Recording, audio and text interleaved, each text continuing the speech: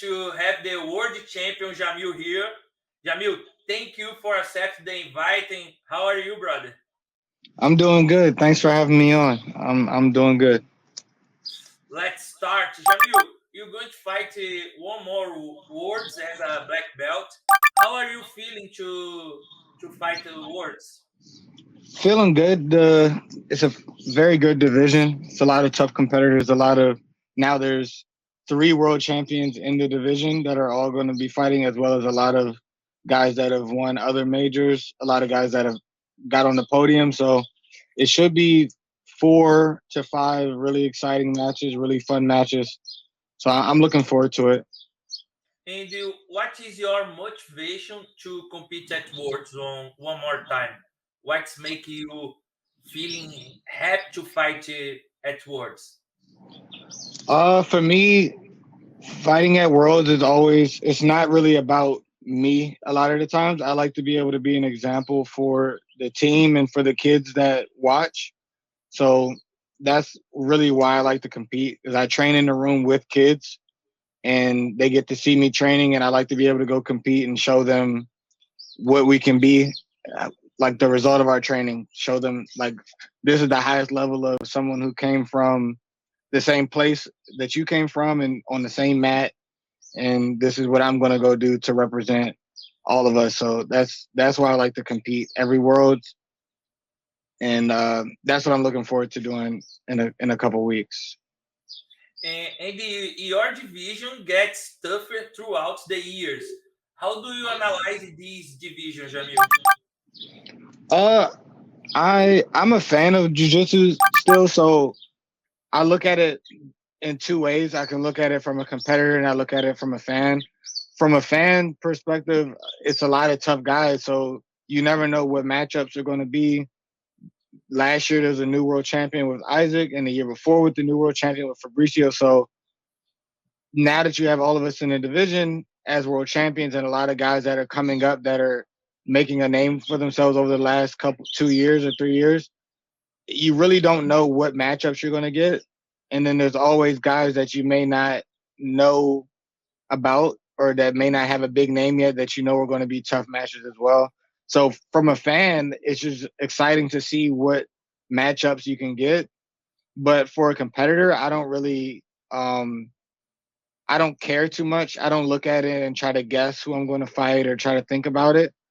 I'm ready to fight anybody. And you see us, I think 30 competitors, 30 Yeah. tough competitors, but I'm only going to be fighting 4.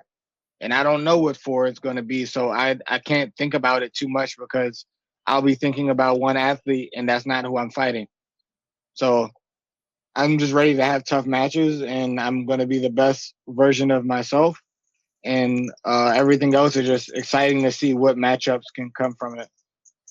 Uh, uh, Last year, I was talking about words with Romulo Barral, and he said to me that what happens with some athletes that the athlete that won words loses some motivations after they get words title. What do you think about it? That's happening with you or not, Jamil? No, not lacking motivation. I think you do look at it differently and it makes you think a little different. So it kind of adds a lot more pressure if you let it, because now you're coming in as the guy who's supposed to win and everyone looks at you like you're not supposed to lose. But in jiu-jitsu, everybody loses. There's nobody undefeated in jiu-jitsu. Even the best grapplers and the best competitors of all time, nobody is undefeated in jiu-jitsu. So it could add pressure, but I don't really add any pressure on myself. I look at it every year as new. When you come to Worlds the next year after you win, you're not the returning champ. You don't just wait for the division and then you fight at the end. You still have to fight just as if you never won a world title. So the way I look at it, it doesn't really take away motivation because every year is brand new. You have to do it again. You have to do it again. So Yes. I can see why some people lose motivation, but I think it all depends on what your goal is. For me, I want to be remembered as one of the best grapplers of all time, the best American competitors, the best competitors in general, from white belt to black belt. So I want to just keep competing and keep testing myself. So it's always going to be new motivation. For me, every time a new competitor is in the division, every time somebody else wins, I get more motivated, because that means the division is going to be tougher. That means there's going to be more tough matches and more competitors that I haven't tested myself against. So I think it's always more motivation to be there. And Jamil, what's making you different from the other athletes in the division? I think a lot of guys in the division, they have their style and they have what they're good at, and a lot of them, it's everyone knows what they're known for. Even with myself, like, oh, I'm known for a lasso guard, but I see myself as someone who can compete from any position, who can play any guard, who can pass, who can work from the feet, wrestling, judo. So I think that makes me stand out, where I can be really effective and be a very tough competitor from any position. And I'm willing to go to any position. I don't really I don't want to sit in one spot for the whole match. I've had matches where I'm in my lasso for most of the time, because that's where I have my most success, but I'm willing to go anywhere. When I won my world title, I got a takedown. Yes. I started the match with a takedown and a guard pass, so I think that's what makes it different. And I've been competing for a very long time. I think it's only a few guys in the division. Actually, I don't know if anybody in the division right now has been doing jiu-jitsu as long as I have. So even the guys that are older than me or that have been at black belt longer, I've been doing jiu-jitsu since 2004. So it's been a long time, a lot of jiu-jitsu, and I've always considered myself a student.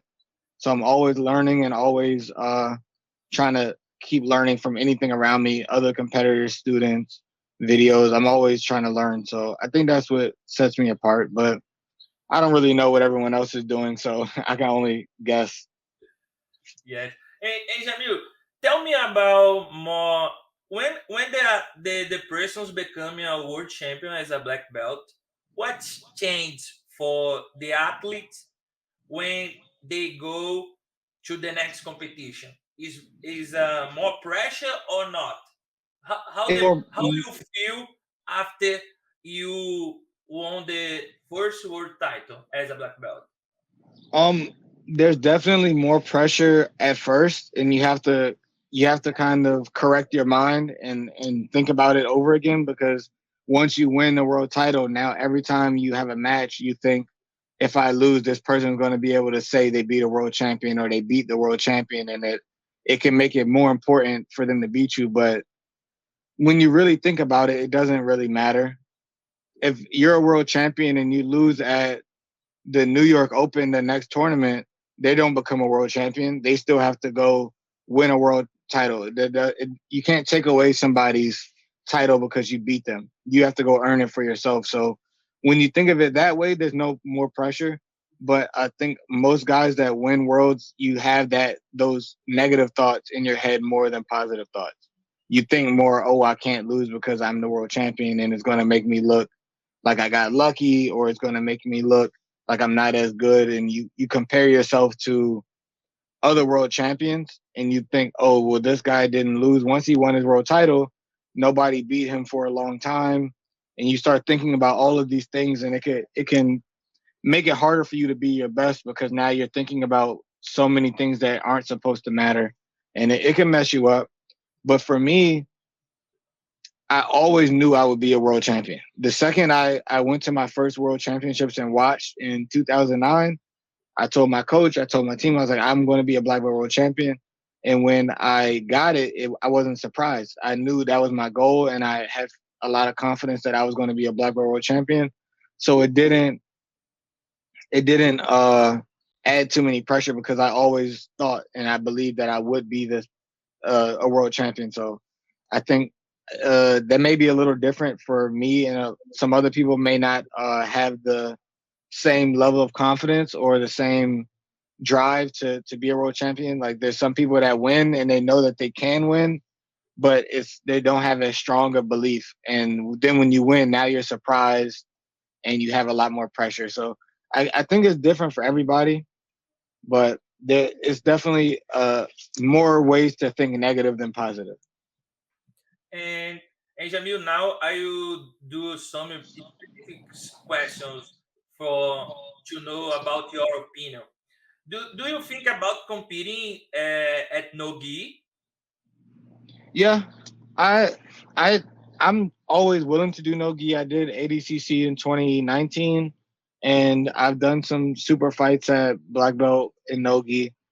When I was growing up, the biggest competition on where I live on the East Coast of the United States was Naga and Grappler's Quest, and Yes. I was fighting for Nogi. I was fighting at a higher level than in the gi. In Nogi, because of the divisions, there's no belts, so I was fighting black belts at 14, 15 years old in Nogi. In the gi, I was still just fighting blue belts and purple belts. So I was fighting at a higher level in Nogi, so I'm very comfortable in Nogi. I like gi more, but Nogi's still fun, and I've always been down to do Nogi matches. I don't get invited to do Nogi stuff.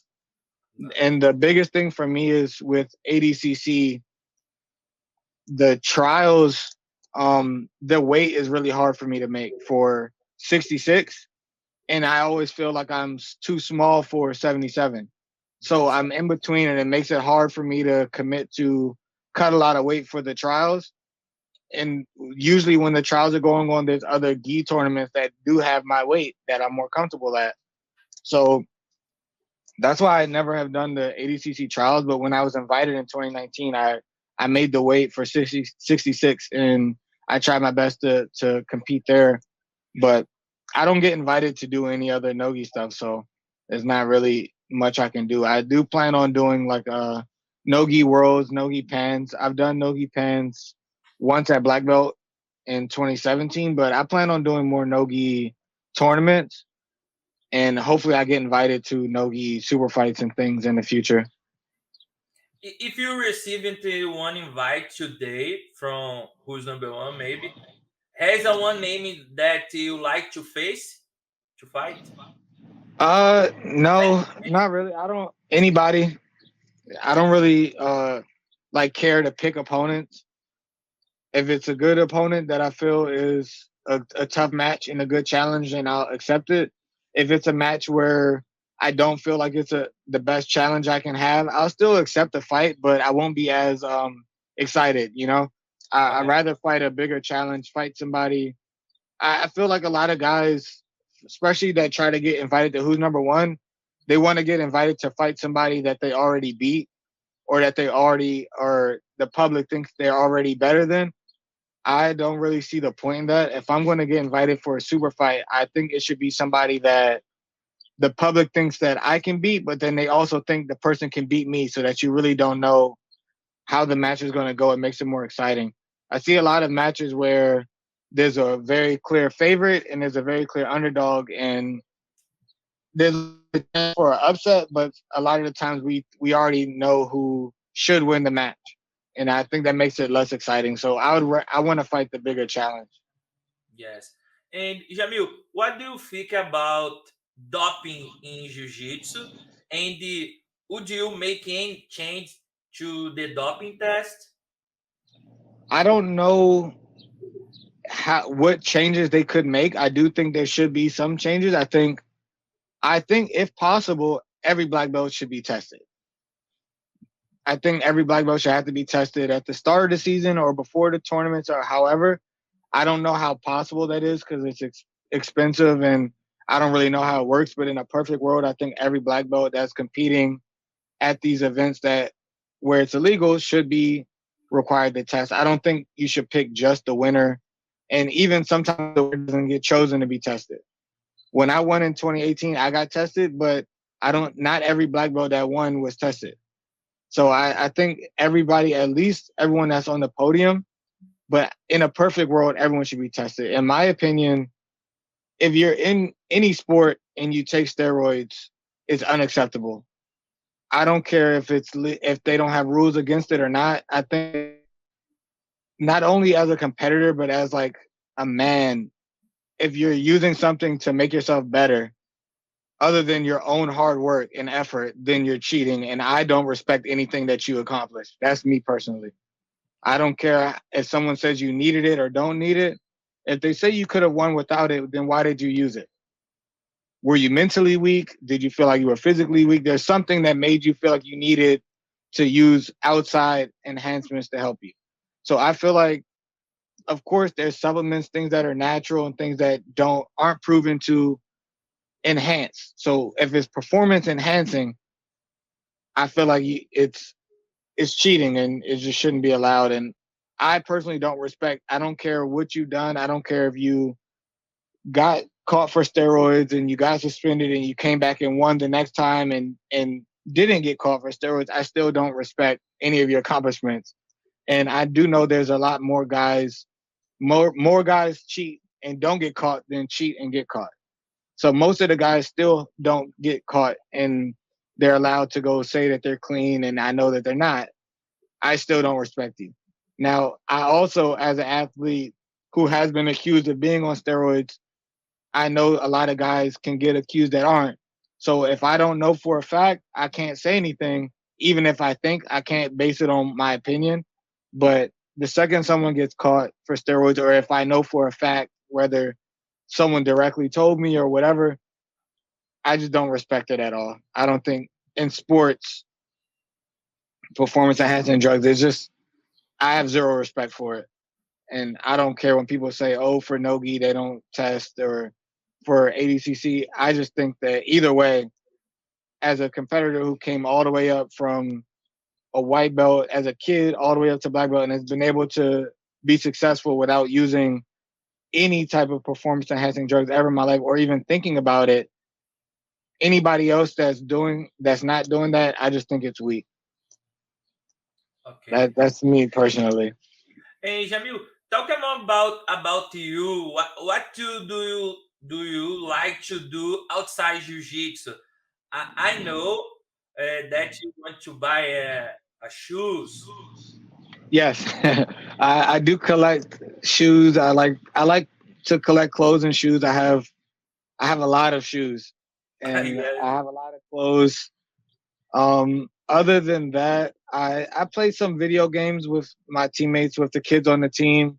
So I play some video games. But I guess my main hobby is just collecting clothes and shoes and liking fashion stuff. So I do that. I hang out with the team a lot. We go to movies. We go to sporting events. We play basketball. We play football.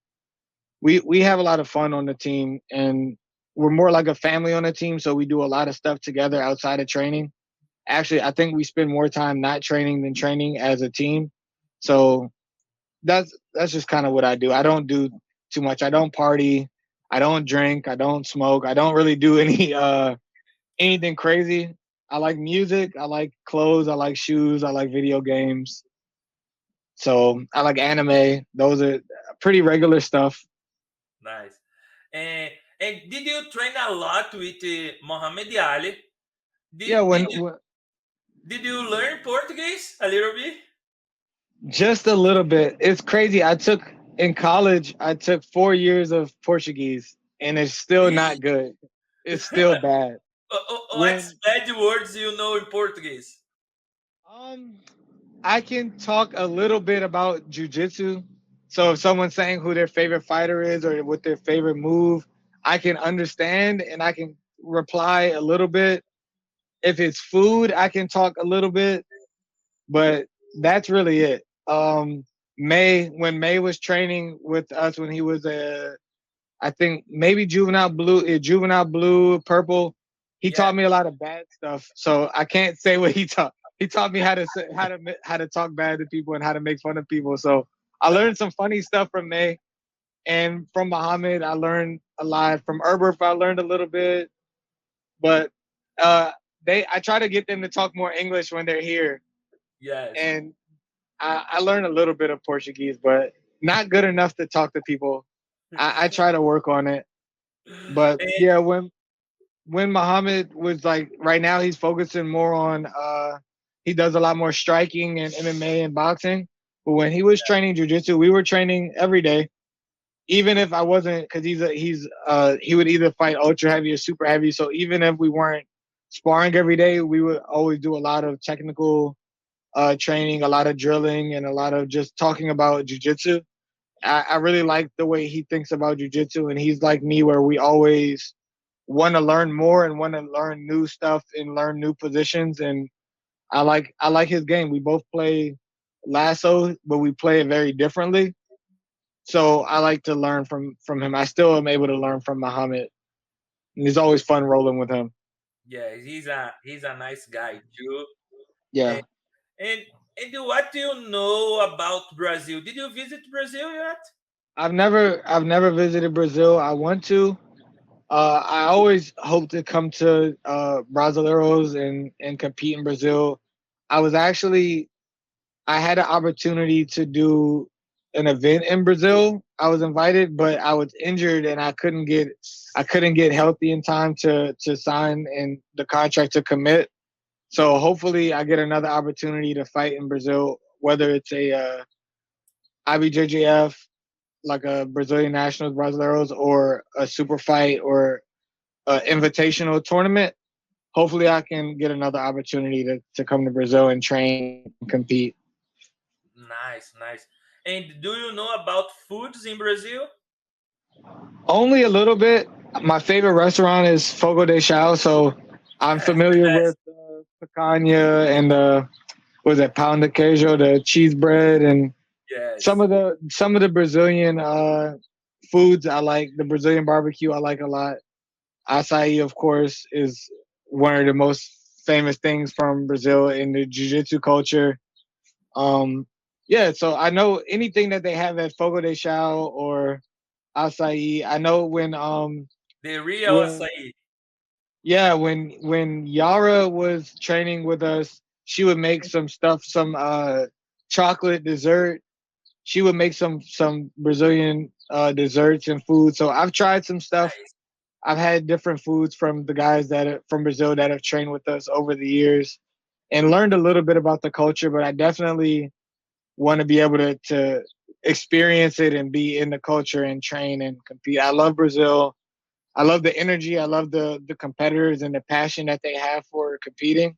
It's a lot different than it is in the United States. And I just like to experience those kind of things. So I do want to go to Brazil and have that experience one day. Nice. Can't wait to see you fight in Brazil. And Jamil, thank you for the time. Thank you for the accept to talk for Brazilian fans. And the final, say a message for your Brazilian fans. Thank you for the support for the Brazilian fans. Thank you for letting me experience and be able to have a career in your sport and supporting. That's really it. I really do appreciate the jiu-jitsu culture, the real jiu-jitsu culture. There's a lot of today. I think it's a lot of people are trying to change the culture and use it in a different way that's not as healthy and positive. But the real jiu-jitsu culture, I think, it still exists and is still strong. And the people that come from that, I still think have the most success and have the best careers and the most support from the fans and from the people. So for anyone that's doing what I call real jiu-jitsu, you're not on steroids, you're training hard, you're building with your teammates and having that family environment and really using the sport for positivity in any way. I support and I salute and I appreciate anyone that supports me as well. Jamil, thank you, brother. See you next time. Thank you. Fala galera, Henrique Secone na área, muito contente em estar finalizando meu primeiro instrucional de Jiu-Jitsu. Nós gravamos 5 módulos com muita coisa que vocês me veem fazerem nas competições, né? Muita coisa que vocês me veem fazendo nos treinos. Então tudo isso está bem esmiuçado, bem detalhado para você conseguir aplicar no teu Jiu-Jitsu.